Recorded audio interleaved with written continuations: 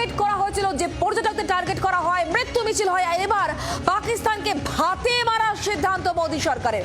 পাকিস্তানিদের ভারতে আসা বন্ধ করে দিল কেন্দ্র। পাকিস্তানিদের জন্য সমস্ত সার্ক ভিসা বাতিল করে দেওয়া হয়েছে। আগে যে ভিসাগুলি দেওয়া হয়েছিল সেগুলিও বাতিল করে দেওয়া হয়েছে। ওই ভিসার মাধ্যমে যে পাকিস্তানিরা বর্তমানে ভারতে রয়েছেন তাদের 48 ঘন্টার মধ্যে ভারত ছাড়তে হবে। বন্ধ করে দেওয়া হচ্ছে ওয়াঘা আটারি সীমান্ত। বড় খবর এই মুহূর্তে, পাকিস্তানকে বড় আঘাত। বন্ধ করা হলো আটারি সীমান্ত, রদ করা হয়েছে সিন্ধু চুক্তি। পাক নাগরিকদের আর কোন রকম ভিসা নয়, জানিয়ে দেওয়া হলো স্পষ্ট, অর্থাৎ ভাতে মারার সিদ্ধান্ত নিল মোদী সরকার। পাকিস্তানিদের ভারতে আসা একেবারে বন্ধ করে দিল কেন্দ্র। দিনের সেরা ব্রেক এই মুহূর্তে। পাকিস্তানিদের জন্য সমস্ত রকম সার্ক ভিসা বাতিল করে দেওয়া হয়েছে। আগে যে ভিসাগুলি দেওয়া হয়েছিল সেগুলিও বাতিল করে দেওয়া হয়েছে। সিন্ধু চুক্তি, জলবন্টন চুক্তি, তাও বাতিল করে দেওয়া হলো ভারতের তরফ থেকে।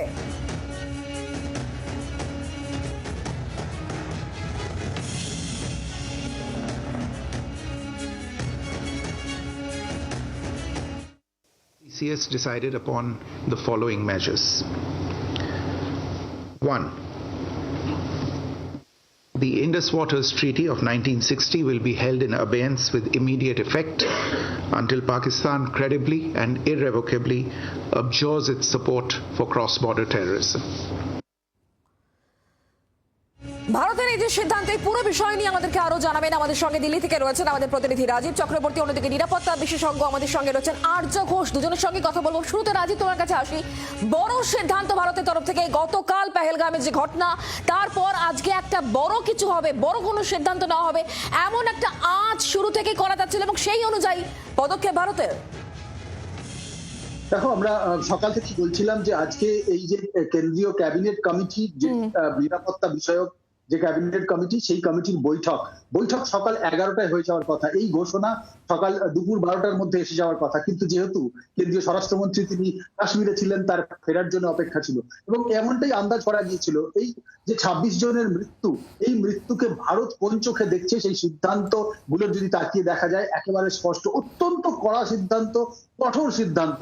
অনেকে বলছেন এই সিদ্ধান্ত হয়তো আগে নেওয়া উচিত ছিল, কিন্তু উপযুক্ত সময়ে উপযুক্ত সিদ্ধান্ত ভারত নিয়েছে, যার মধ্যে এই 26টি প্রাণ, যার মধ্যে 25 জন ভারতীয়, একজন নেপালি নাগরিক, তাদের মৃত্যু হয়েছে।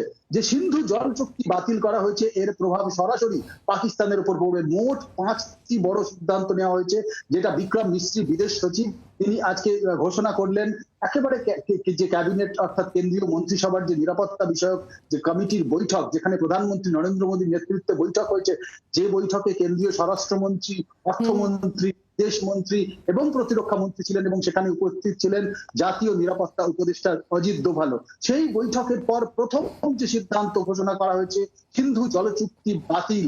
দ্বিতীয়, আটারি চেকপোস্ট বন্ধ একেবারে, সেখান থেকে পুরোপুরি 1 মে থেকে তার আগে যারা যাতায়াত করতে, এই যে আটারি ওয়াঘা সীমান্ত বন্ধ করে দেওয়া হলো, আমি এই প্রসঙ্গে তোমার কাছে আসবো, তবে তার আগে বক্তব্য শোনাবো। ঠিক কি বলা হয়েছে এই প্রসঙ্গে, শোনাই সেই বক্তব্য। 2. The integrated checkpost Atari will be closed with immediate effect.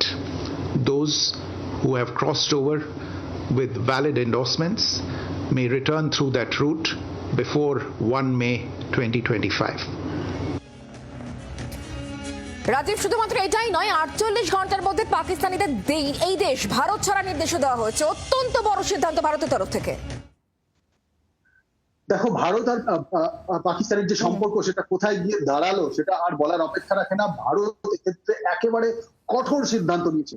যেমন এই জল চুক্তি বাতিল, যেমন এই আটারি ওয়াঘা বর্ডার থেকে একেবারে বন্ধ করে দেওয়া, যারা এসেছেন তাদের 1 মের মধ্যে ফিরে যেতে হবে, তেমন সার্ক ভিসা বাতিল করা হলো। পাকিস্তানের নাগরিকদের 48 ঘন্টার মধ্যে ফিরে যেতে হবে যারা ভিসা নিয়ে এসেছেন। এত বড় সিদ্ধান্ত ঘোষণা করা হয়েছে। এখানেই শুধু নয়, পাকিস্তান হাই কমিশনের সামরিক উপদেষ্টাদের বহিষ্কার করা হলো। দিল্লিতে নিযুক্ত পাকিস্তানি সামরিক নৌ ও বিমান উপদেষ্টাদের কিন্তু একেবারে পার্সোনা নন গ্রাটা ঘোষণা করা হয়েছে। তাদের 1 সপ্তাহের মধ্যে ভারত ছাড়তে হবে এবং ভারতীয় উপদেষ্টারাও কিন্তু ইসলামাবাদ ছাড়বে। অত্যন্ত কঠোর সিদ্ধান্ত, একেবারে আন্তর্জাতিক। শুধুমাত্র পাকিস্তানকে বার্তা দেওয়া নয়, গোটা বিশ্বকে বার্তা দিয়েছে ভারত এই সিদ্ধান্তের মধ্যে দিয়ে। এবং হাই কমিশনের কর্মী সংখ্যা কমানো হয়েছে। উভয় দেশেই হাই কমিশনের যে মোট কর্মীর সংখ্যা 55 ছিল সেখান থেকে 30 করে আনা হলো, এবং এই পরিবর্তন 1 মে 2025 থেকে কার্যকর হবে। অর্থাৎ ভারতের যদি তুমি এই 5টি সিদ্ধান্ত দেখো, একেবারে কৌশলগত সিদ্ধান্ত এবং কঠোর সিদ্ধান্ত, যা একেবারে পাকিস্তানের উপর চাপ সৃষ্টি করার জন্য যথেষ্ট। ভারত নিশ্চিত যে পেহেলগাঁওয়ে যে ঘটনা ঘটেছে তা ক্রস বর্ডার, তার মধ্যে পাকিস্তান যোগ রয়েছে এবং তারপরে আজকের এই গুরুত্বপূর্ণ বৈঠক এবং বৈঠকের পরই এই কড়া পদক্ষেপ ভারতের তরফ থেকে। ঠিক কি বলা হয়েছে শোনাবো। 3. Pakistani nationals will not be permitted to travel to India under the SAARC visa exemption scheme visas. Any SVAS visas issued in the past to Pakistani nationals are deemed cancelled. Any Pakistani national currently in India under SVAS visa has 48 hours to leave India. আরজুবাবুর সঙ্গে কথা বলবো। আরজুবাবু, ভারত কি পদক্ষেপ নেয় এদিকে আজকে প্রত্যেকের নজর ছিল এবং প্রধানমন্ত্রীর সঙ্গে যে গুরুত্বপূর্ণ বৈঠক চলছিল সেই বৈঠকের পর এই যে কড়া অবস্থান আমরা দেখতে পেলাম ভারতের তরফ থেকে, কারণ তার আগে আমরা দেখেছিলাম প্রতিরক্ষা মন্ত্রী রাজনাথ সিং তিনি যে বক্তব্যগুলো পেশ করেছিলেন কোথাও কি মনে করা হচ্ছিল তাহলে কি আবার একটা সার্জিক্যাল স্ট্রাইক, কিন্তু আজকে খানিকক্ষণ আগে বিদেশ সচিবের তরফ থেকে প্রেস কনফারেন্স করে যা বলা হলো তাতে কি মনে হচ্ছে এটা কি কূটনৈতিক স্ট্রাইক হলো পাকিস্তানের ওপর? না, একদমই না। এটা ইনফ্যাক্ট আপনার যুদ্ধের আগের এটা আপনার এই স্টেপগুলো নেওয়া হয়। তো আমি কালকে বিভিন্ন প্ল্যাটফর্মে আমি এটা রিকোয়েস্ট করেছিলাম ইন্ডিয়ান লিডারশিপকে যে এই ঠিক এক কথা 48 ঘন্টার মধ্যে আমাদের এই অ্যাকশনগুলো নেওয়া উচিত। এবং আমি এটা আশা করছি যে 48 ঘন্টার মধ্যে বড় ডেভেলপমেন্ট হবে, কিংবা আজ রাতে কিংবা কাল ভোর রাতে যে কোনো সময় হতে পারে। এটা ওয়ার রেডি করা হচ্ছে পুরো নেশনকে। সমস্ত আপনাদের জ্ঞাতার্থে জানাচ্ছি, সমস্ত commands, Northern command, western command, eastern command সবাই মানে রেডি মোডে রাখা হয়েছে, এবং আপনার হিমাচল প্রদেশ ইত্যাদি সমস্ত জায়গা থেকে রেডি রাখা হয়েছে। আর সাদার্ন কমান্ডকে আপনার ব্যাকআপ ইউনিট হিসাবে রাখা হয়েছে। এবং এইটার ম্যাগনিটিউডটা হতে চলেছে মানে হওয়া উচিত। আমি এই মুহূর্তে এইটুকুনি বলতে পারি যে বালাকোট তার কাছে ধুলিকোনা। যে ম্যাগনিটিউডের আক্রমণ পাকিস্তান যে বর্বরতা দেখিয়েছে এবং দেখিয়ে চলেছে, এটা হবার ছিল। এটাও আমি শুনতে পাচ্ছি যে পাকিস্তান অলরেডি হাই অ্যালার্ট মোডে চলে গেছে, এবং আপনার তাদের হয়তো এয়ারস্পেস ক্লোজ হয়ে যেতে পারে কিছুক্ষণের মধ্যে, বা কিছু ঘন্টা এরকম হতে পারে, এটা সম্ভাবনা। এবং আপনার এটা পরিষ্কার উনি বলে দিলেন এমই এর স্পোকসপারসন যে 48 ঘন্টার মধ্যে সব পাক নাগরিককে দেশ ছাড়তে হবে। এটা সব থেকে বড় আপনার ইঙ্গিত যে ভারত একটা খুব বড় রিটেলিয়েশন নিতে চলেছে।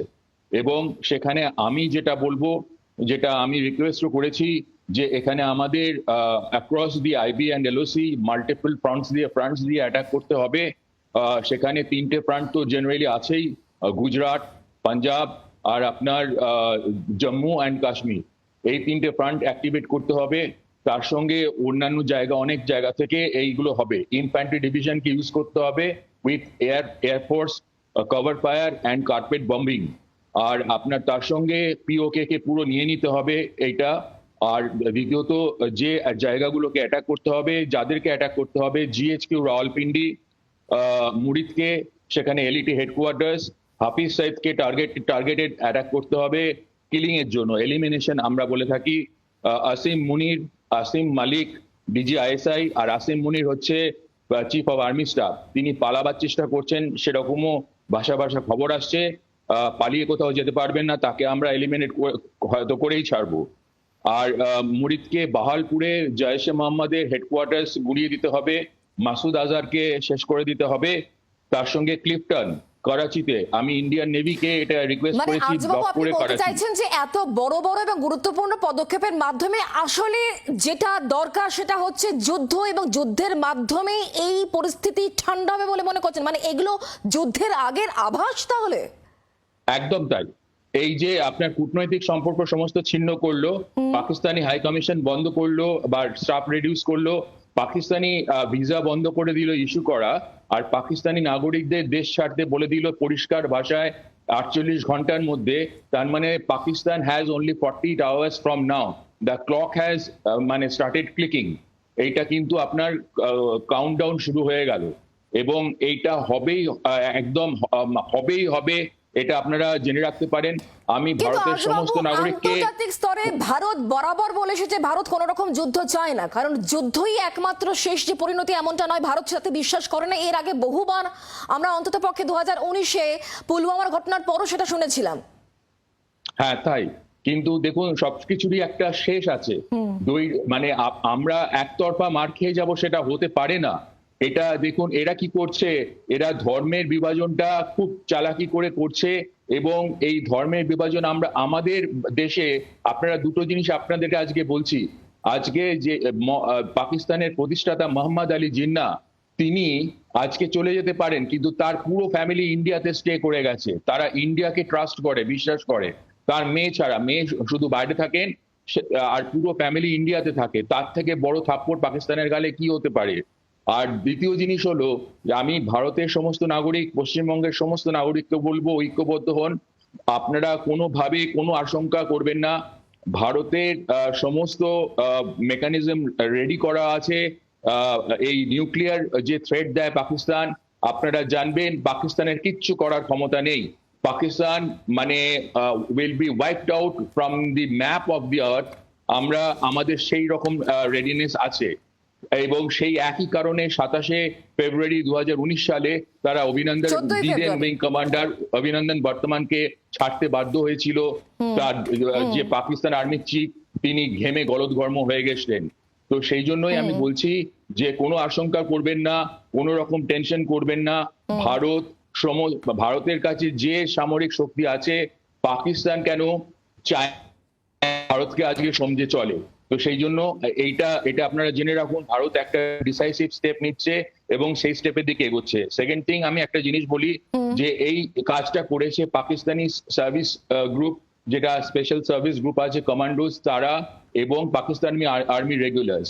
এর মধ্যে ইন্টেলিজেন্স ফেলিয়ার ডেফিনেটলি আছে, যেটা লজ্জায় মাথা হেট করে দেওয়ার মতন, কিন্তু তার জন্য কেন্দ্র এবং রাজ্য দুটোই দায়ী। ওখানে একটাও জেকে পুলিশ ছিল না। সেইটা যারা রাজ্য চালায়, যারা ইলেক্টেড গভর্নমেন্ট, তাদের সম্পূর্ণ গাফিলতি। কেন্দ্রের তার থেকেও বড় গাফিলতি যে আপনার তারা চলে আসতে পারলো কি করে।